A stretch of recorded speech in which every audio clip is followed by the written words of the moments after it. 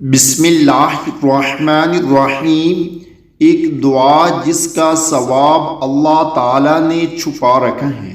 رسول اللہ صلی اللہ علیہ وآلہ وسلم نے ارشاد فرمایا، ایک بار ایک شخص نے یہ کلمہ کہا، یا ربی لک الحمد کما ینبغی لجلال وجہک وعظیم سلطانک۔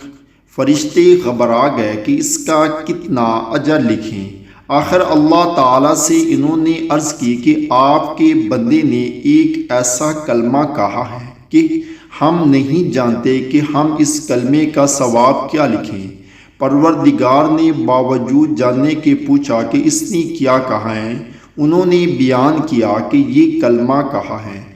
اللہ تعالیٰ نے فرمایا، تم اس مذکورہ کلمے کو اسی طرح لکھ لو، میں اسے اپنی ملاقات کے وقت قیامت کے دن اس کا اجر خود دوں گا۔